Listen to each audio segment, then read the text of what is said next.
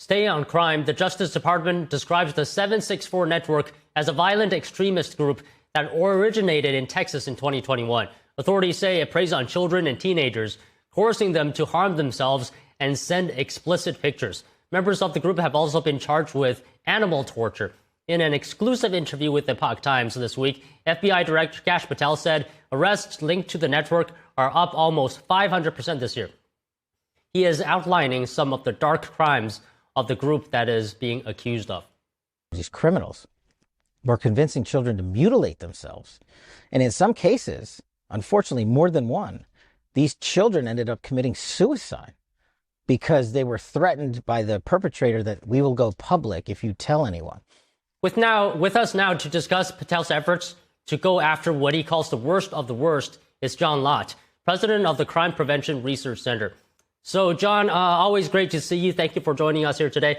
The 764 network hasn't been around for long, but is carrying out horrific crimes. What do we know about them? Well, thanks for having me on again. They're an international online child exploitation network, violent extremist network. I mean, these guys are pretty horrible. They force their child sex victims to literally carve in with a knife the name of the people that are holding them under their skin. They use all sorts of different threats to try to control people, and it's the violence that they've engaged in with this child exploitation is really stomach churning. So Patel says members of the 7/6 network subscribe to a shared, perverted ideology, but operate in a decentralized way online. Is it difficult to take down a group like this? What are the methods? Well, I mean, they do have some coordination that makes it possible to go and take them down. But if you don't have a centralized organization there, obviously that makes it more difficult to go and do that. But you just have to go and make connections and then go and see who they're connected to and see who they're connected to. So it's a time-consuming process. Obviously, if it's some centrally organized and completely run group, once you take out the central area there, then the network falls apart. But so this makes it more difficult. So, John, how optimistic are you about the Trump administration making a difference in these networks or groups, for example, Antifa as well? Are you optimistic that if the FBI and others keep up this pressure for the entirety of Trump's term, that we'll see significant changes in America? Well, I think one can just say in general, the FBI during the Trump administration is doing its job much more effectively than was done before. So far this year, they've had like 30,000 arrests, which is like 100% increase over what the arrests by the FBI were in 2024. 25,000 of those arrests are for violent crimes. You go through the different numbers there, whether it be child exploitation or other types of crimes. And the FBI is doing a much, much better job than was done beforehand. They've moved resources out of the D.C. area to places where the crimes are occurring. They're letting the FBI agents go after serious violent crimes. I mean, in terms of the 10 people on the 10 most wanted list, the FBI this year has arrested 4 of them. That's in less than 1 year compared to the 4 in the top 10 that the FBI arrested during the entire 4 years of the Biden administration.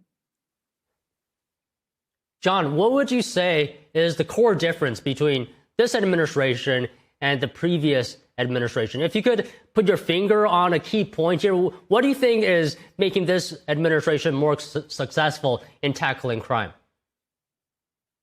Well, I mean, there are a couple of things. One is, as I mentioned, they've moved FBI agents out of kind of the Washington, D.C. office to actually go and deal with crimes around the country.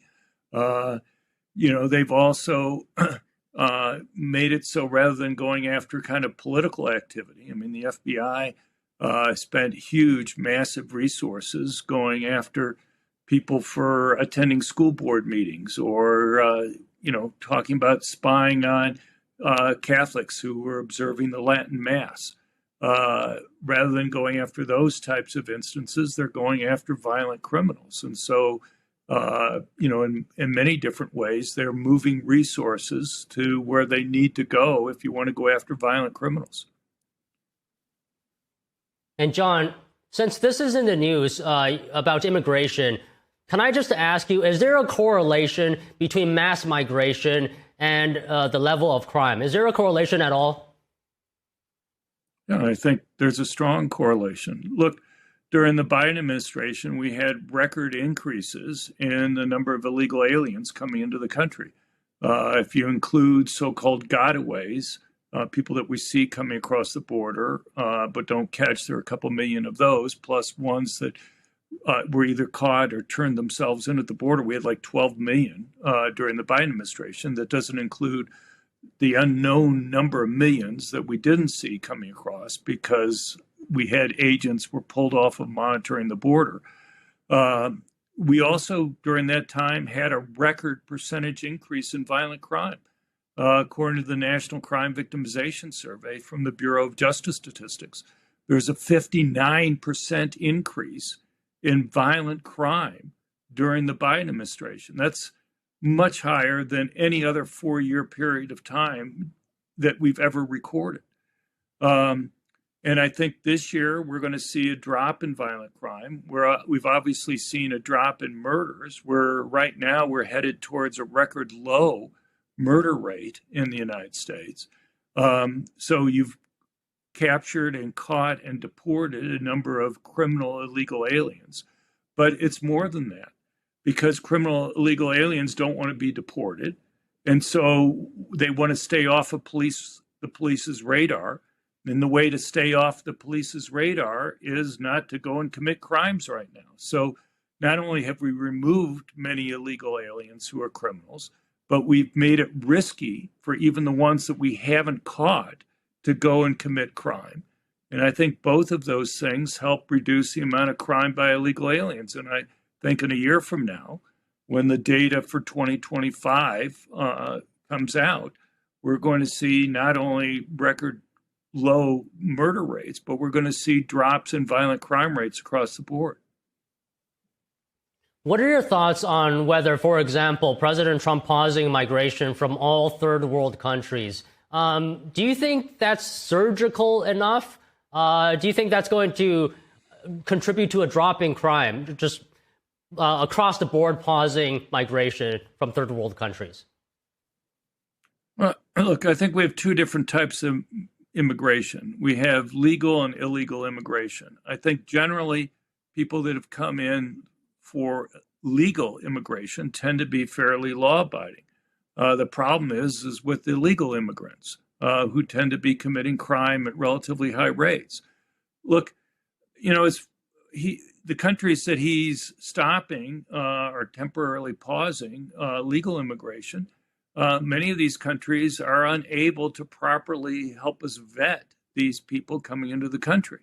And so my understanding is one of the big reasons for the pause is to try to fix that and make sure that for those who do legally come into the country, that we can properly vet them. I don't view that as a particularly bad thing. Plus, given the huge number of illegal immigrants that we've had come into the country, there's probably some argument to be made to make sure that we properly kind of adjust and deal with those individuals before we let in millions more.